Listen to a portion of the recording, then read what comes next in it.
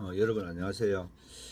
일전에 그 윤석열 대통령께서 뭐 국민들하고 사과하는 그런 뭐 회담 기회를 맞이해서 했는 말씀 가운데 사실상 일사부재의 효력이 있다 뭐 이런 표현을 쓴 적이 있어요. 그러니까 사법경찰관이나 검사 수사기관이 한 그 처분, 뭐 불기소 처분, 불송치 처분 이렇게 여기에 대해서 사실상 일사부재의 효력을 인정하고 있다. 뭐 그렇게 해서 이제 한번 검사나 뭐 사법경찰관이 제가 안 된다라고 한 그 결정에 대해서는 다시 뭐 검토하지 않는다 이런 이제 표현을 쓴 거예요. 그래서 이게 이 부분이 이제 상당히 어려운 부분이고 또 그 유수에도 보면 언급을 하지 않아요. 그래서 제가 좀 중요한 부분이고 해서 말씀을 드리려고 이제 오늘 영상을 찍습니다. 우리가 이제 헌법상 재판 청구권이 보장이 되기 때문에 법원에 대해서 이제 분쟁이 있으면 이제 재판을 하잖아요. 이제 오늘 말씀드리는 건 주로 이제 민사소송과 관련된 부분을 말씀을 드릴 거예요. 소송이라 하면 뭐 크게는 헌법소송도 있고 민사소송, 행정소송, 뭐 형사소송, 또 가사소송 이런 소송의 종류가 많은데 대체적으로 이제 민사소송이 이제 소송의 형태로서는 기본이라고 이래 보면 됩니다. 되는데 법원에 우리가 재판 청구권이 있다고 해서 무한정 뭐 법원에다가 뭐 청구를 한다 이러면은 법원도 재판 부담이 상당히 많을 거 아니에요. 그래서 일정한 경우에는 두 번 다시 재론하지 못하는 경우가 있습니다. 예를 들면 관할이 서울중앙지방법원에 있는데 수원지방법원에다가 소송을 제기했다. 그럼 관할이 없잖아요. 그럼 수원지방법원에서는 서울중앙지방법원으로 사건을 이송을 해요. 이송을 하는데 그 사건을 받은 서울중앙지방법원에서 가만히 보니까 오히려 우리가 관할이 없고 수원지방법원에 관할이 맞는데 라고 하면서 다시 수원지방법원으로 사건을 이송을 하면 어떻게 돼요? 그러면 계속 탁구공처럼 핑퐁 게임이 되는 거죠. 수원지방법원에서는 관할이 서울에 있다고 그러고 서울에서는 수원에 있다고 그러고 그러면 사건이 종교 해결이 안 되잖아요. 그래서 비록 처음에 사건을 이송하는 결정을 내린 그 법원의 판단을 존중해서 이 이송 사건을 받은 법원에서는 다시 거기에 대해서 판단하지 마라. 그래서 소송을 이송받은 법원은 사건을 다시 그 법원으로 되돌리지 못한다. 재이송을 하지 못한다. 이런 제한 규정들이 있어요. 또 이런 경우도 있습니다. 제가 A를 상대로 돈을 달라는 소송을 서울법원에다 걸었어요. 그래놓고 또 부산에서 A를 상대로 해서 또 돈을 달라는 소송을 걸면 똑같은 내용의 소송이 하나는 서울에 있고 하나는 부산에 있잖아요. 그럼 이거 어떻게 됩니까? 속건의 남용이라고 봐야 되죠. 또 서울법원의 판결과 부산법원의 판결이 틀리면 어떻게 돼요? 서울에서는 돈을 주라고 판결 내리고 부산에서는 주지 말라고 판결 내리면 그거 안 되잖아요. 그래서 동일한 소송을 다시 제기하지 못한다. 이걸 이제 중복재소의 금지라고 그래요. 그리고 또 어떤 게 이제 금지되는 사항이 있냐면 1심 판결을 선고를 받고 소를 취하를 하는 거예요. 그 소를 취하를 하면 소가 아예 제기된 적이 없는 것으로 되거든요. 그러니까 1심 판결을 받아보고 자기한테 불리하니까 소를 취하해버리고 다시 소송을 하겠다는 거예요. 그래서 그런 경우에는 1심 판결의 결과를 보고 그 이제 자기가 불리하면은 소 취하고 유리하면 가고 이게 안 된다 이거예요. 그래서 1심 판결을 본안에 대한 그 1심 판결을 받고 난 다음에는 소를 취하를 해도 소를 취하는 할 수 있지만 다시 또 동일한 소를 제기하지 못한다. 그래서 못한다 이래 돼 있어요. 그 다음에 이제 오늘 말씀드리고 싶은 게 이제 기판력인데요. 기판력이라 하는 건 뭐냐면 확정된 종국 판결에 대해서 후소에서는 이와 다른 판단을 하지 마라라는 게 이제 기판력이에요.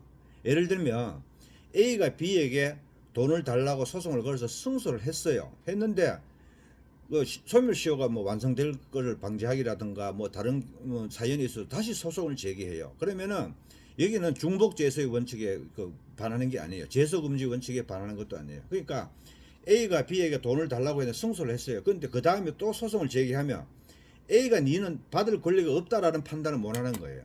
그러니까 A가 B에게 돈을 받을 권리가 있다라고 하는 판결에 대해서는 후소 법원에서도 동일한 판단을 해야 되지 그와 저촉되는 판결을 못한다 이런 뜻이에요. 그러면 A가 B에게 소송해서 승소를 했어요. 돈을 달라는 소송에서. 근데 B가 채무 부존재 확인 소송 졌으면서 물어 나는 니한테 돈 줄 권리가 없어 의무가 없어. 그래서 또 소송을 제기하면 1심 판결에 반하는 A의 승소 판결에 반하는 반대되는 모순되는 그런 판결을 후소에서는 못한다. 그러니까 A가 B에 대해서 돈을 달라는 소송에 승소를 했는데 B가 채무 부존재 확인 소송을 제기하면 B는 그 소송에서 이길 수가 없다. 왜? 기판력이 저촉되기 때문에 그렇습니다. 그래서 이 기판력이라 하는 말은 일사부재리의 효력이라고도 표현을 하는데 꼭 동일한 의미는 아니지만 사실상 거의 동일한 의미로 사용이 됩니다. 이와 혼동되는 것으로서 일사부재이의 원칙 하는 게 있어요. 일사부재리의 원칙과 일사부재이의 원칙인데 일사부재이의 원칙은 뭐냐면 국회에서 한번 부결된 안건에 대해서 다시 동일한 회기 내에 안건을 상정하지 못한다. 결정을 못한다. 국회의원들이 어떤 법률안에 대해서 거부하는 결정을 내렸는데 동일한 회기에 또다시 그런 회기를 법안을 제출하는 것은 허용되지 않는다. 이게 일사부재리의 원칙, 부재이의 원칙이에요. 그래서 그거는 국회에서 하는 얘기고 우리 법원에서 소송법상 일사부재리의 원칙은 조금 전에 말씀드린 기판력과 동일한 의미인데 한번 내린 판결에 대해서 그와 반대되는 그와 모순되는 판단을 후소 법원 뒤에 제기된 소송에서는 판단할 수 없다. 이게 이제 일사부재리의 원칙이에요. 여기에 또 궁금한 게 뭐냐 하면 의문이 되는 게 이제 이중위헌 금지 원칙 하는 게 있어요. 이중위헌 동일한 사안에 대해서 두 번에 걸쳐서 위험에 처하지 못한다. 이중위헌 금지 원칙인데 이게 이제 일사부재리의 원칙과 비슷하게 논의되기도 하지만 동일한 의미는 아니라고 보는 게 제 생각이에요. 제 생각에 옛날에 이런 사례가 있었어요.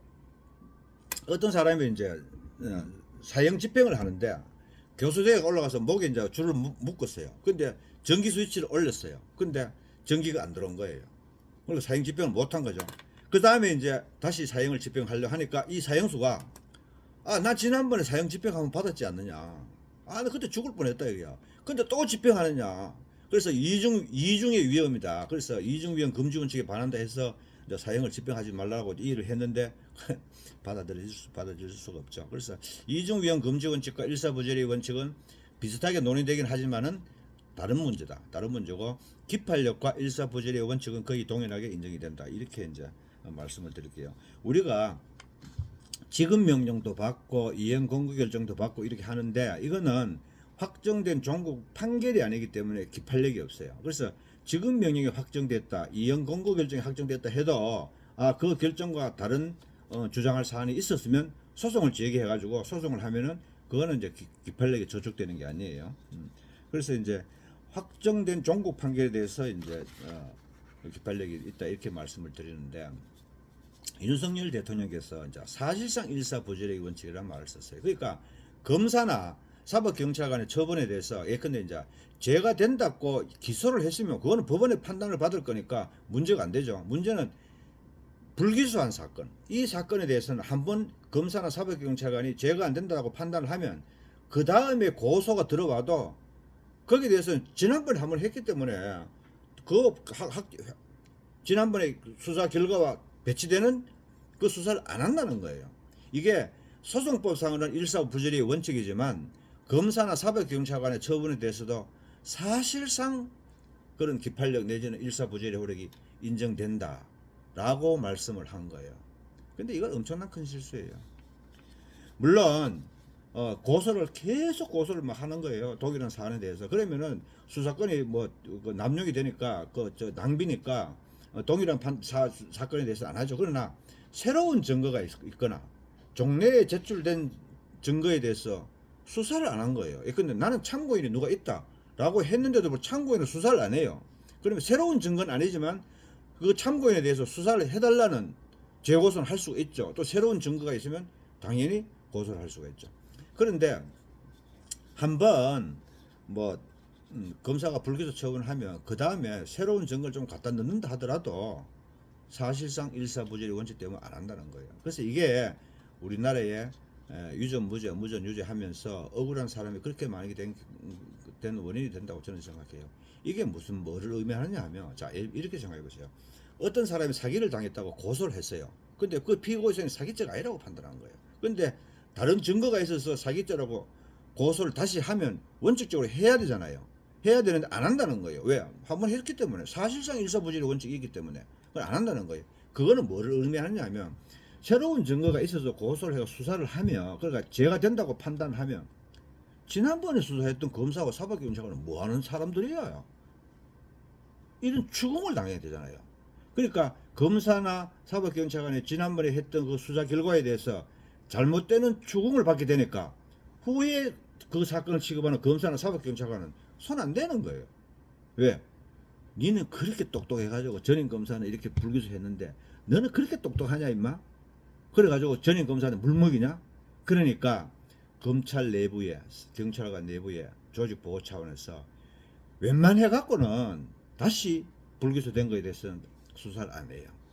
백동을 하면 가능할 수도 있겠죠. 어쨌든 검사나 사법경찰관 등 수사기관이 한번 했는 처분에 대해서 법원의 판결처럼 일사부재리의 원칙 내지는 기판력이 미친다, 사실상 미친다라고 하는 윤석열 대통령의 주장은 크게 잘못된 것이다 이렇게 말씀을 드려요. 그래서 이제 한번 검사나 사법경찰관이 불기소한 사건에 대해서 그러면 다시 죄가 된다라고 판단을 하려면 그 검사나 사법경찰관은 용기가 있어야 되겠죠.